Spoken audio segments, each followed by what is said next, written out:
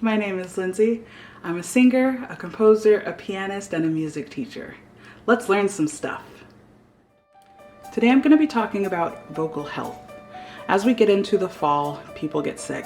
It's what happens. Everybody gets sick this time of year. You can still take care of your voice even when you are sick.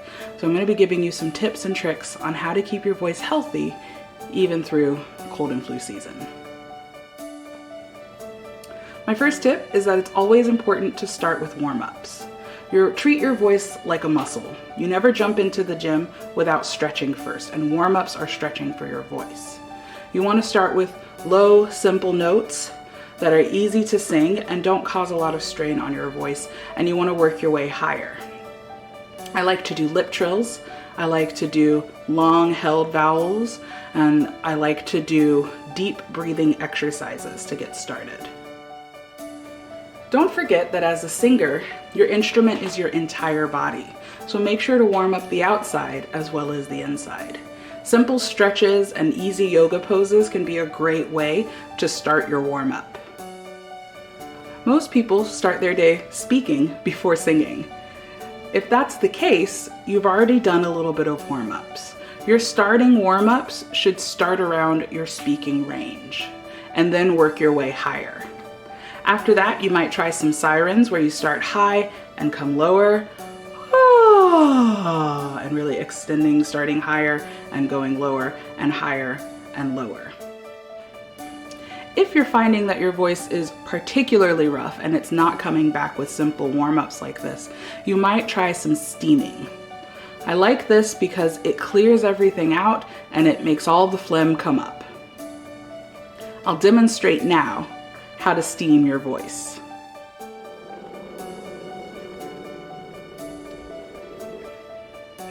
For this, I've got a large clean bowl from my kitchen, a clean kitchen towel, boiled water, and some mint tea. The mint tea is optional. I like the way it smells and I like the way the mint opens up everything. So what I'm gonna do is I'm gonna pour a generous amount of my loose mint tea. You can do this with tea in bags, but I happen to have loose tea. And I'm gonna add my boiled water and keep my fingers out of the way because boiled water is hot. And then I'm gonna take my towel and stick it over the front. What I'm creating here is a sauna, basically. I'm gonna take my glasses off as they're always fogged up, and I'm going to put my face in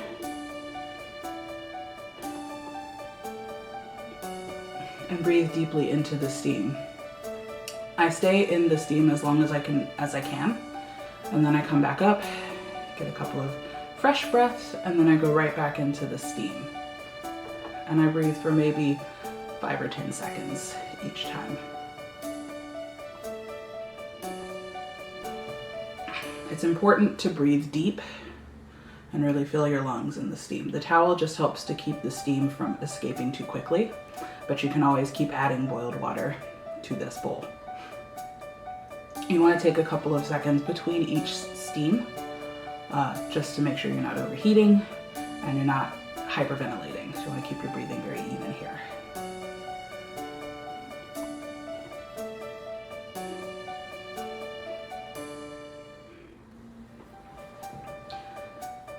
I breathe with my mouth open when I'm doing this steaming. I find that for me, it just gets to my lungs faster. But you can breathe through your nose. It can burn a little bit. It is still steam from boiling water, so keep that in mind.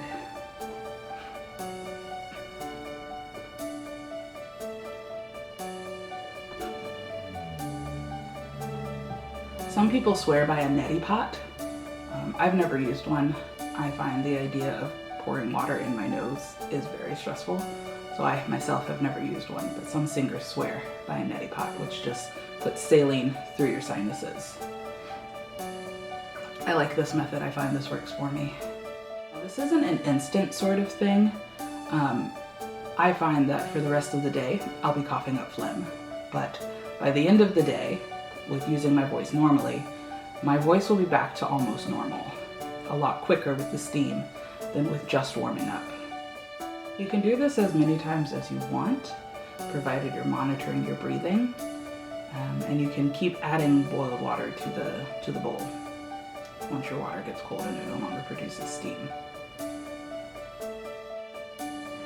Essentially, steaming is a sauna for your face and your voice. It's not an instant thing. You won't see the results immediately, but throughout the day, you'll start to feel phlegm coming up, and that's the effects of the steam. Make sure to hydrate. Room temperature water is always best, as ice water tends to constrict, but make sure you're drinking lots of water. It's the best way to keep up your vocal stamina. Finally, never underestimate the power of rest. Sometimes you have to stop singing. Let your voice rest and then come back and do your warm-ups again. I hope these tips and tricks help you through your vocal journey, and I hope it helps to extend the life of your vocal stamina. Happy practicing!